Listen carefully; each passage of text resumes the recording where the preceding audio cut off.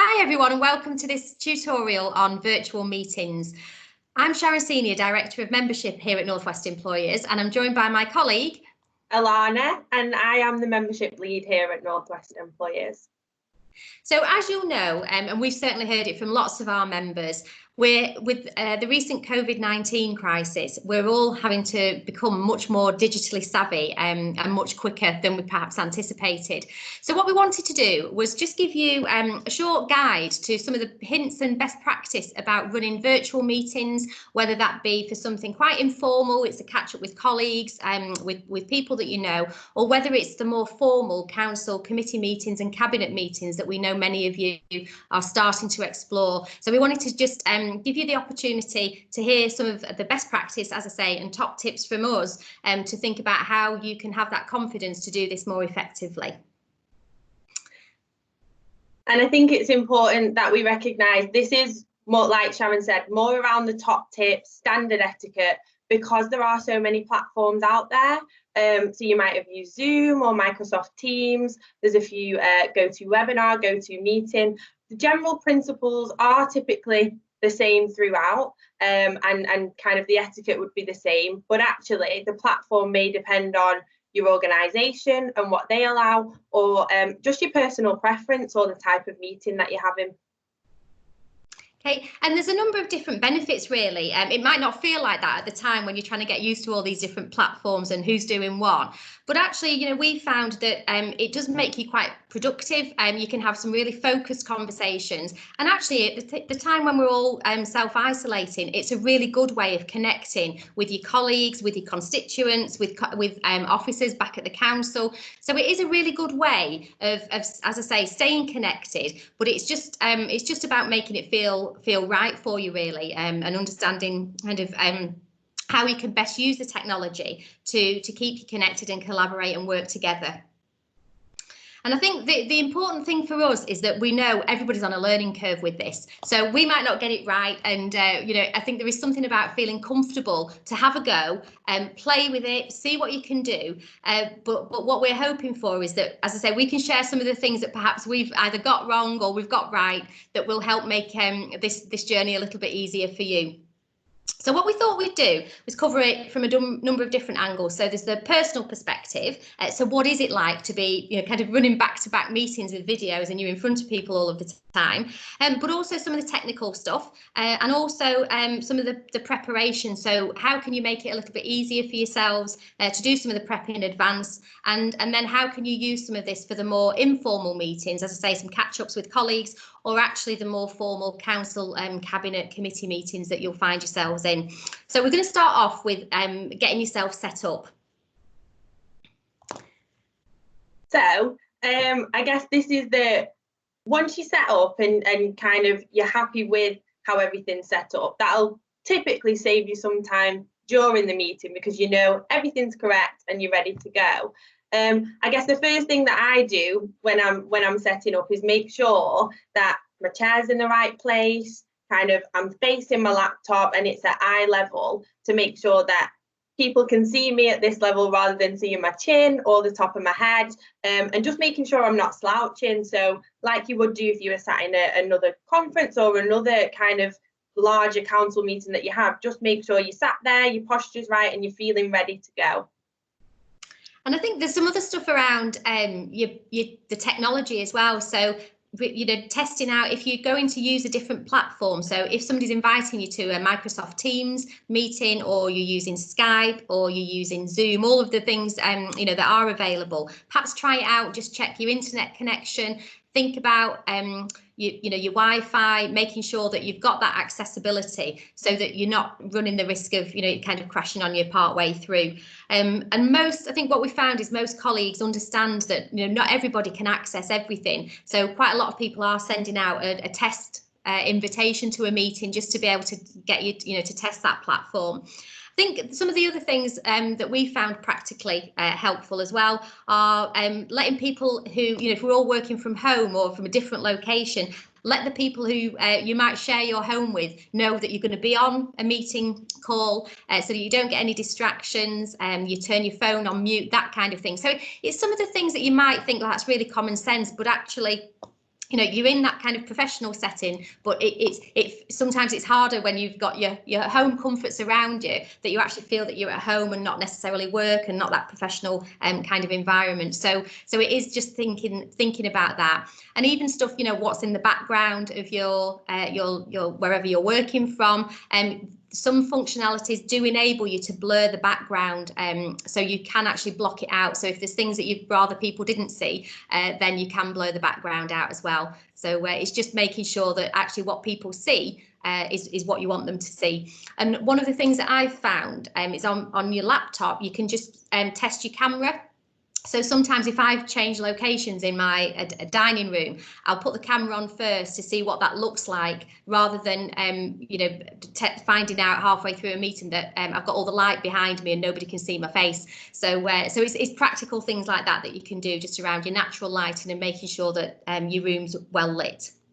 Yeah, and I think a really good point that you made there is actually being conscious of the background, because I think for me, you'll see behind me it's very clear. There's nothing that I really need people to see in the background. However, you can strategically place things in the background if you needed to. So if there's some kind of banner that you want people to see, or a particular kind of poster, do you put that on there? But like you say, it's just remembering that it's appropriate for the audience. And another thing that you mentioned, Sharon, actually, about kind of your Wi-Fi and testing beforehand, most platforms will have the option to dial in as well.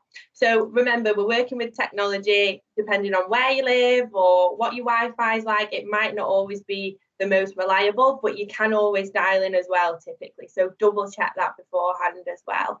I think another thing for me is around, think about the meeting that you're having. So if it's a council meeting, what are you going to wear? Try and wear something that's appropriate, again, for the participants that are in the virtual room. Remember, we are still working, so it's about dressing for the occasion. But if you are having a more informal meeting, it might be that you're okay to dress down a bit and wear your hoodie if you're having a catch up, but then thinking about the other side of things, like you say, we are still working, we want to look professional.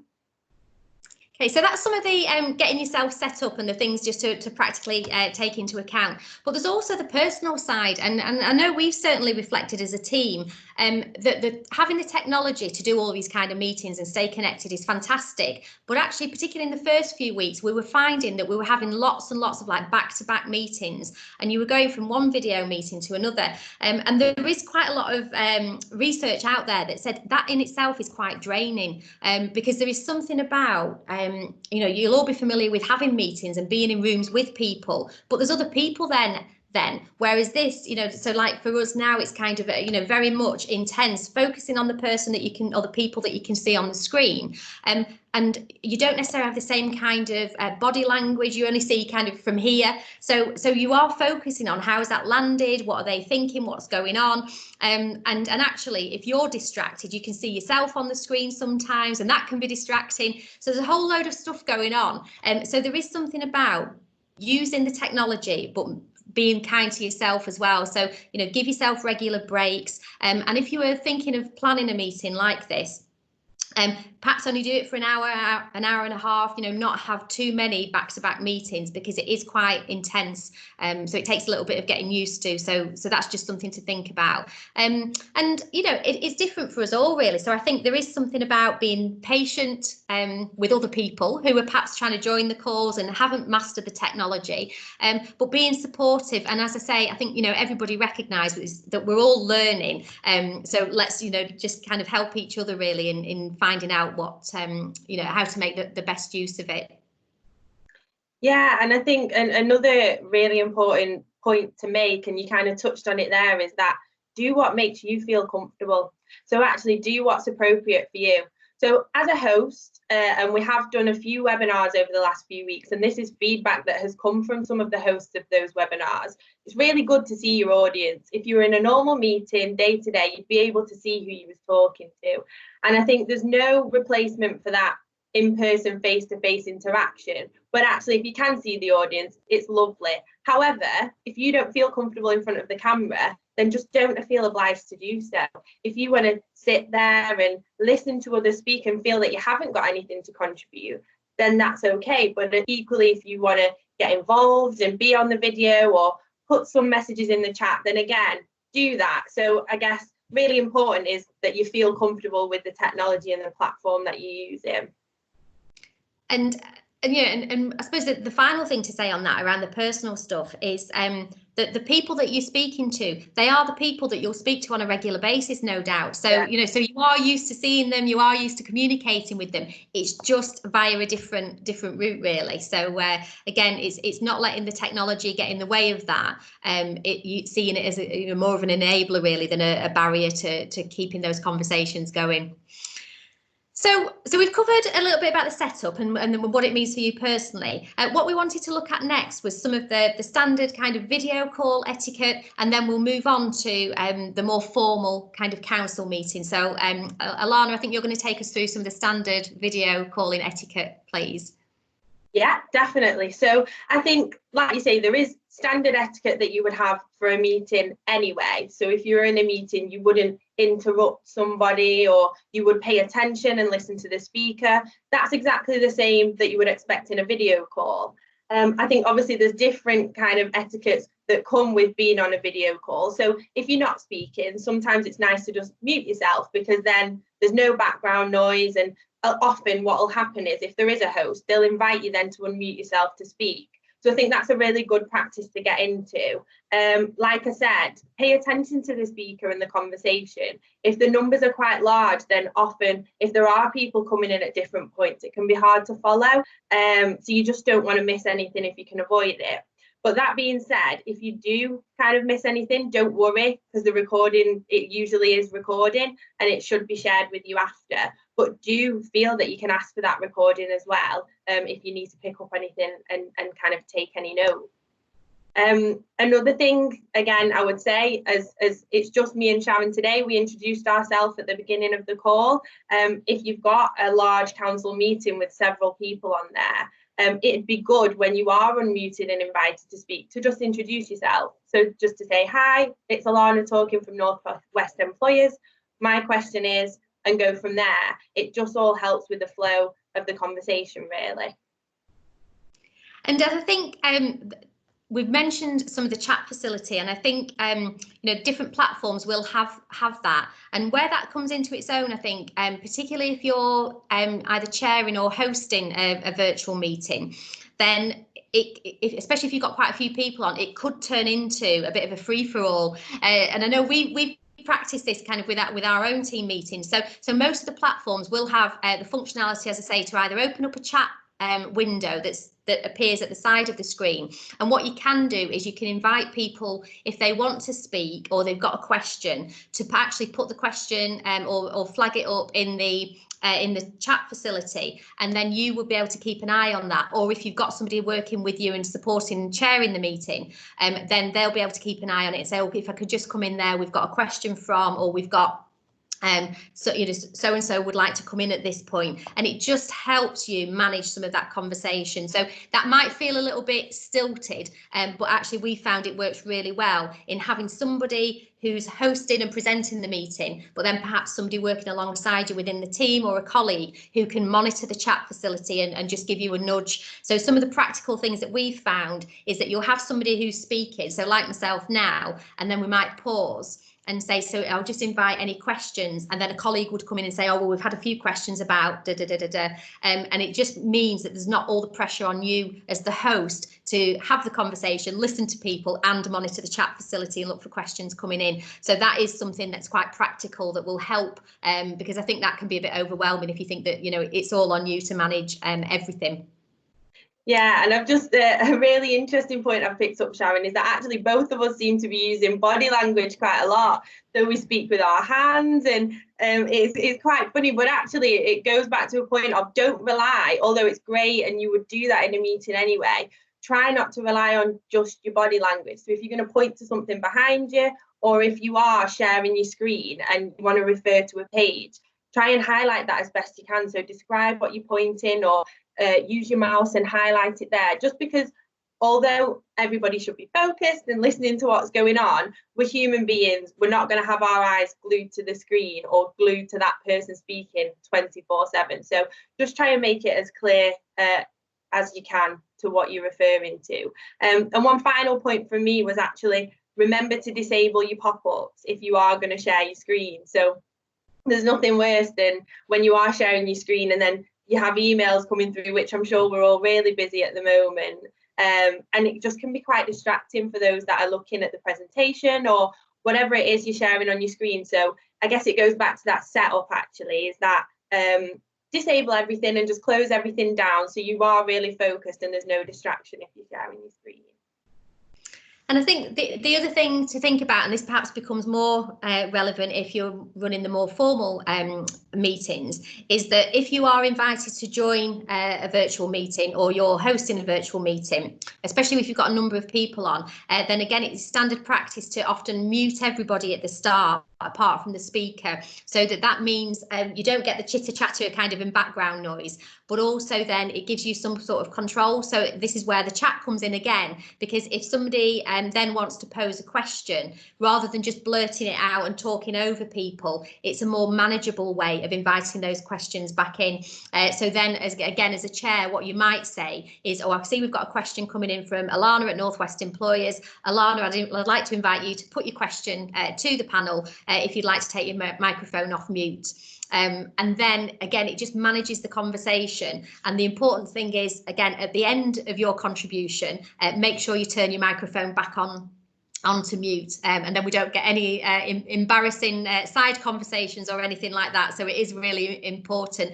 And again, I think, you know, it might feel like we're sharing a lot of tips with you here, but I suppose for me, one of the key messages is to have a go and practice it, and you'll find out these things, you know. And we've all been in those meetings where there's somebody like that and people go, you've not turned your microphone on, you know, and you get used to it, but it is that, again, you don't kind of want some of that pressure in a more formal setting. So that's why some of these tips are quite helpful, just to enable you to manage some of that. No, definitely. And like you say, Sharon, we are all still learning, aren't we? At Northwest Employers, every day there's something that I click on, sometimes by accident, and I'm like, oh, I didn't know it could do that. So yeah, we are learning. I guess the final thing for me on etiquette is when you are finished with your meeting, or whatever it is, you can, even if it's just a small catch up, just to say, so I'd like to bring the meeting to a close then, and make sure that you hang up and press that red button, because it's Friday. You don't want to see me after this jumping up and down going, it's Friday. You just want to make sure that it's kind of done and everyone's aware that we're bringing it to a close, and then that'll prompt others to kind of hang up as well. Great stuff. So for our final section, we thought we'd focus just a little bit on the more formal council, committee, cabinet meetings that are happening. And we've seen a few examples nationally around organisations where they've had licensing, they've done scrutiny, they've had cabinet meetings that have all been done virtually. And I think some of the top tips from those colleagues that have started that, and I'm sure you know lots of you will be thinking this as well, is the preparation. So it really is thinking about, how are we going to do this? So have we got access to the technology? Do members feel comfortable using that technology for the first time? So lots of councils have done one-to-ones with members. They might have done a mock session, so you know, do a practice run first so you can iron out some of these things that we've been talking about. And I think that is really important, because it gets you into the flow of it, but also gives you the confidence to think, all right, I know now, if you know, particularly if you're the chair, how I'm going to bring people in, what support do I need, so that on the day, it's almost like a dress rehearsal. So actually on the day, then it can run as smoothly as possible. But I think the other things that colleagues have said to us is, don't expect it to kind of duplicate or replicate a full official meeting that you would have everybody in front of you. You know, it's recognizing you're working with the technology that you've got, so it might feel a little bit stilted, but that's okay. But again, just having perhaps a bit of a script. So obviously if you've got it's a formal meeting and you've got your agenda and you've got your papers, that will give you some structure.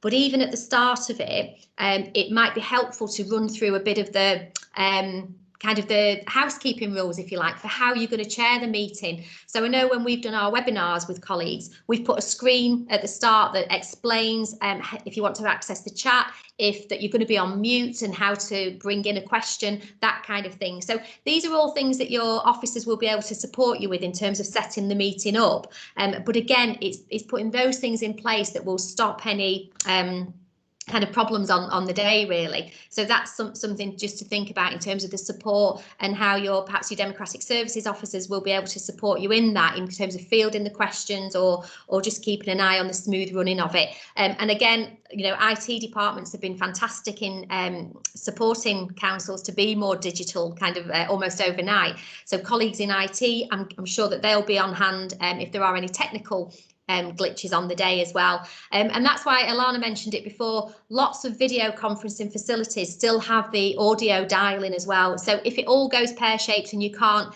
get in through video, even though people can't see you, you will be able to, to dial in and be join via kind of a conference call facility. So it does mean that the democratic process can continue, because you will be able to participate in those meetings. I think some of the other advice has been to take it steady. So you will have an agenda, but it's just perhaps allowing a little bit more time between agenda items for people to put their questions, for those questions to be responded to, and then make sure that you're happy to move on.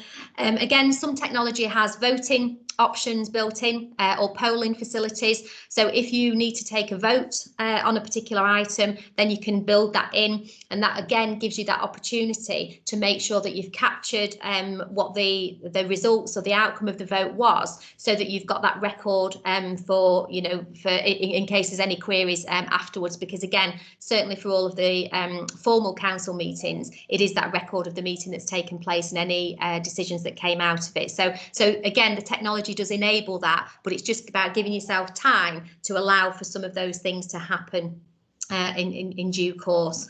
Some of the other stuff that people have said has been helpful, and again, I think as the longer this goes on, and for our future council meetings, we need to think about the backdrop. So some councils have said they've provided a background to the chair that's got like the logo of the council on, or some sort of background, so that anybody viewing it knows that it is a kind of an official council meeting. So there are some practical things like that again you might want to take into account. And the other thing would be, again, practically, depending on your setup, if you're sharing papers, so if you've got all online papers for your meeting, and you're using technology to have the video call, can you see two screens? So do you need two screens? How do you manage and flick between the two screens as well? So it's some of those practical things as well that people perhaps just need to think through. And then, as I say, I think if you've got your agenda, you've got your papers, it gives you some structure. Think about, if you're the chair, how you're going to manage it. As I say, how you're going to invite questions in. Just give people a bit of a briefing up front about how the meeting's going to be managed, and then everybody knows. Allow a little bit of time, have a practice run, learn from what's gone well, and again, there are lots of people supporting you who have done it or a little bit perhaps further ahead. And what's really important for us is that we can share some of that best practice as well. So we'd love to hear from you when you're going through your own meetings, finding out what's working well, and we can share some of that best practice and build up some guidance. So I think we've covered some of the top tips from our point of view, which I hope has been useful. There are some guidance notes, some more comprehensive guidance notes available. So the Centre for Public Scrutiny have published some guidance notes about virtual meeting etiquette. The Association of Democratic Services Officers has also put together some guidance, and we've linked those. So we've shared them on our Basecamp groups with colleagues, and they're also available on our website as well. For you to have a look at in more detail. So there is lots of stuff out there, but we'll continue to listen to you. If there's other things that you would find useful to support you as we move very quickly through this digital phase, then please do get in touch with us, and good luck. Alana, is there anything you'd like to add to that? I think you've summarised it perfectly, really. I think the main point for me, and again, echoing what we said throughout, is don't stress. Kind of, we are all on that learning curve. It's technology, so sometimes there's no reason for why it all crashes, and you might need to log off your computer and come back in. That's fine. And I guess the level of etiquette is that people within the meeting will understand that as well. So I think if all went kind of wrong and you did have to log off, people will understand as you come back in that actually we don't stress, it's technology, and these things happen. And another thing is just to say that if you do want any help with anything, we're here. So if you want a one-to-one and maybe to go into it a bit further, or there's a specific platform that we've used, so Microsoft Teams or Zoom, more than happy to set up a session with you to kind of one-to-one go through that in more detail. Great stuff. Thanks very much. So thanks for watching. We hope it's been useful, and do let us know. Thanks very much. Bye. Bye.